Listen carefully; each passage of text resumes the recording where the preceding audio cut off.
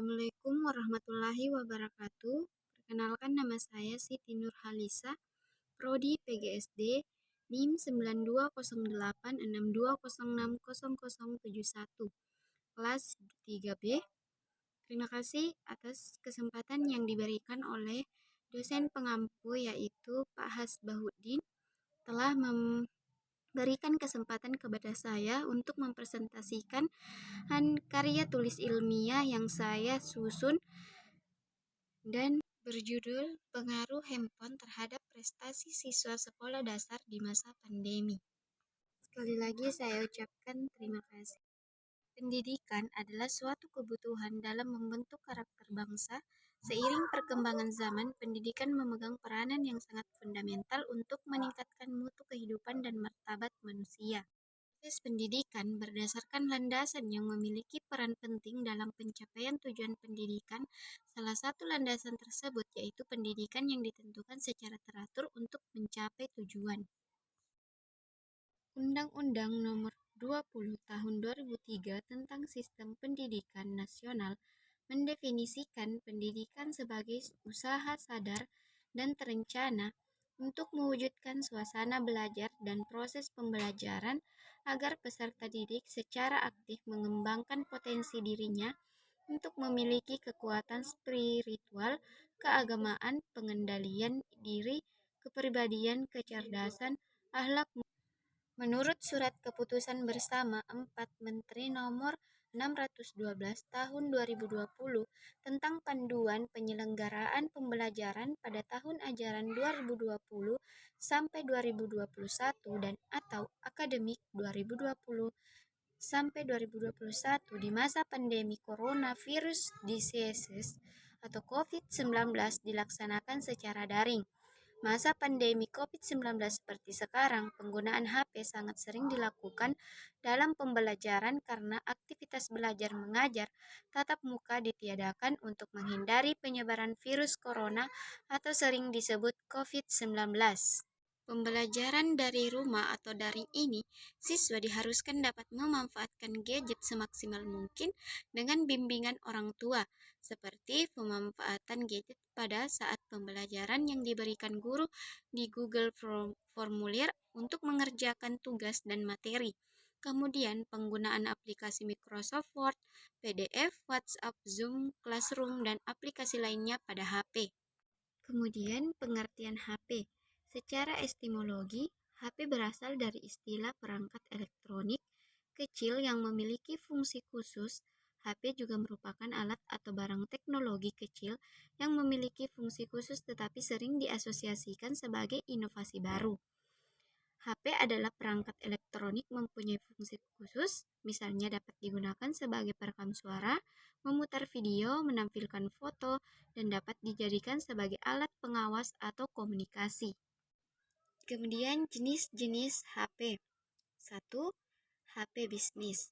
HP bisnis atau jenis ini ditujukan untuk Anda yang menginginkan perangkat bisnis dalam genggaman Anda. Biasanya handphone yang telah memiliki kemampuan ini tergolong handphone pintar atau smartphone. Kemudian 2. Handphone hiburan. Handphone hiburan jenis ini merupakan handphone berjenis multimedia di mana semua aktivitas yang berhubungan dengan musik, seni, foto, sosial, dan lainnya dapat Anda atasi dengan sebuah ponsel. Kemudian ketiga, handphone fashion. Handphone jenis ini lebih banyak mengandalkan tampilannya dan dapat membuat pemiliknya sangat puas meskipun dengan fitur yang terkesan sederhana. Keempat, handphone standar. Handphone jenis ini diperuntukkan untuk Anda yang menginginkan handphone yang simple. Fitur yang disematkan dalam handphone ini merupakan fitur inti tanpa teknologi baru. Pengaruh handphone terhadap prestasi siswa sekolah dasar di masa pandemi sekarang atau sebelum. 1. Penurunan konsentrasi saat belajar. Pada saat belajar, anak menjadi tidak fokus dan hanya teringat dengan handphone. Misalnya, anak teringat dengan permainan gadget seolah-olah dia seperti tokoh dalam game tersebut. 2. Malas menulis dan membaca. Hal ini diakibatkan dari penggunaan handphone, misalnya pada saat anak membuka video di aplikasi YouTube, anak cenderung melihat gambarnya saja tanpa harus menulis apa yang mereka cari. Ketiga, penurunan dalam kemampuan bersosialisasi. Misalnya, anak kurang bermain dengan teman di lingkungan sekitarnya, tidak memperdulikan keadaan di sekelilingnya. 4.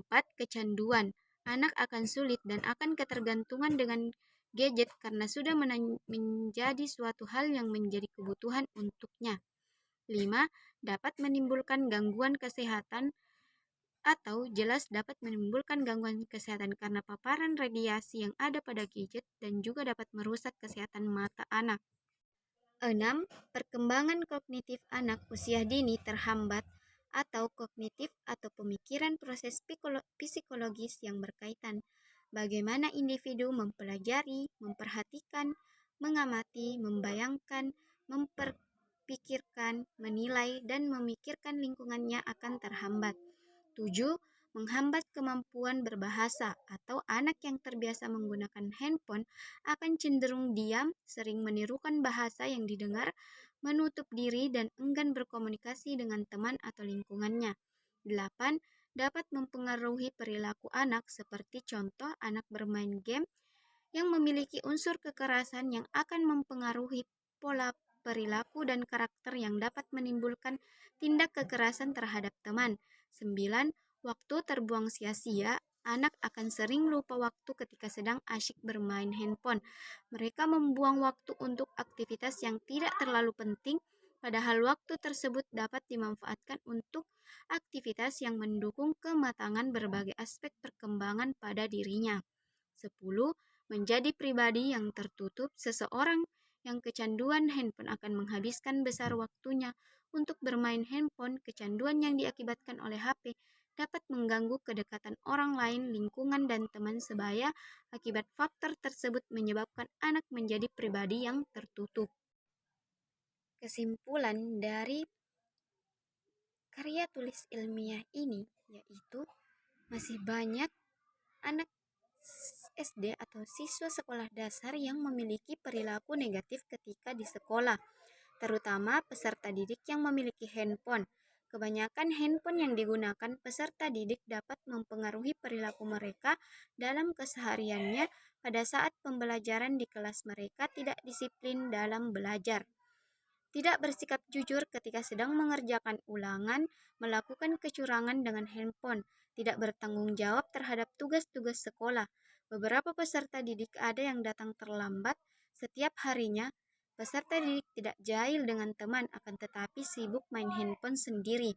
Beberapa peserta didik ada yang tidak mengerjakan PR di rumah, tetapi mengerjakan di sekolah. Faktor-faktor ini berpengaruh dengan prestasi belajar siswa. Sekian dari presentasi di karya tulis ilmiah yang saya bawakan. Lebih dan kurangnya mohon dimaafkan. Terima kasih. Assalamualaikum warahmatullahi wabarakatuh.